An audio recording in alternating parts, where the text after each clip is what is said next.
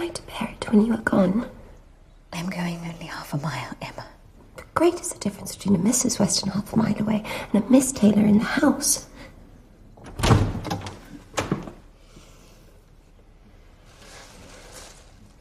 Dear Emma.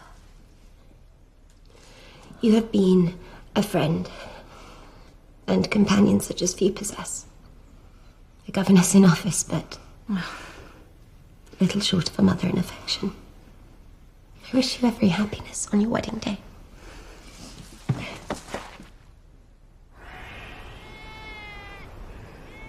Oh, Miss Taylor! It's a pity Mr. Weston ever thought of it. Papa, Mr. Weston is such a good-humoured, pleasant, excellent man. He thoroughly deserves a good wife. And you would not have had Miss Taylor live with us forever when she might have had a house of her own. A house of her own. Where is the advantage of a house of her own? This is 3 times as low. It's entirely unnecessary. Poor Miss Taylor. Poor Isabella. My sister married 7 years ago, Papa. You must be reconciled to it by now. That was a terrible day.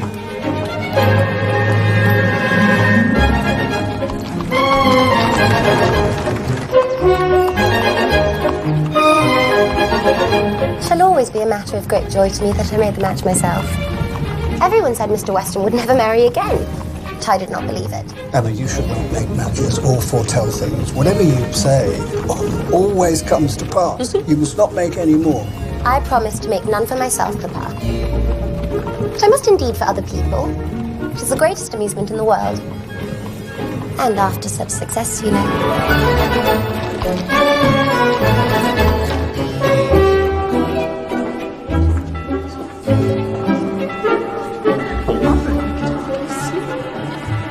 Miss Bates, Mrs. Bates, Miss Gilbert, Mrs. Cox. Mr. Woodhouse, sir? Miss Woodhouse? Mr. Cole, Mrs. Cole.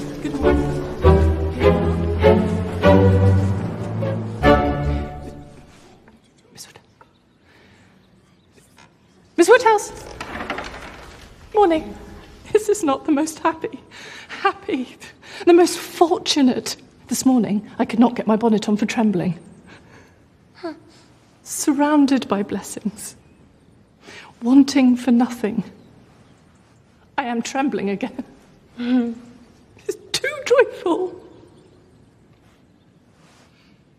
What is it, Emma? I have a fancy that Mr. Weston's son may surprise us. Frank Weston?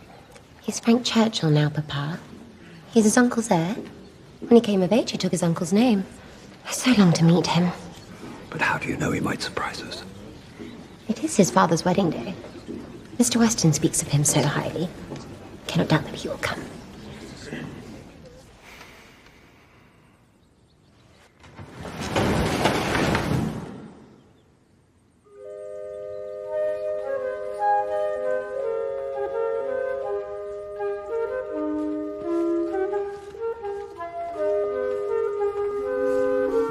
Poor Miss Taylor.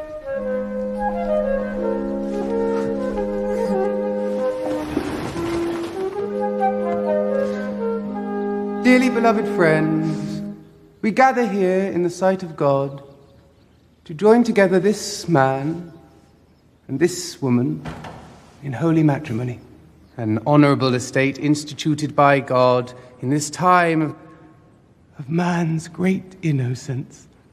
Innocence? Innocence? No?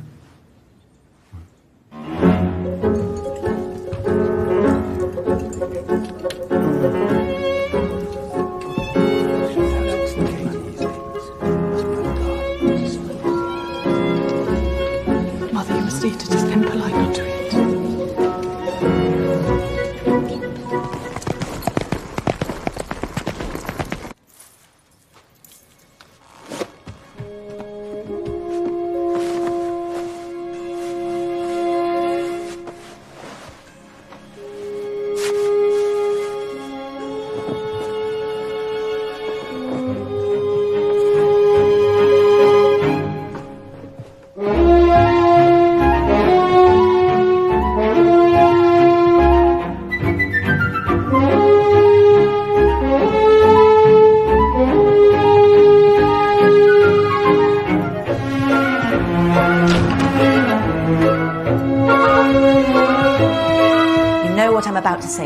Why do you keep a carriage if you never put it out? It's just such a shame to see it standing by. A gentleman on foot, it's unusual. Good evening, Mrs. Reynolds.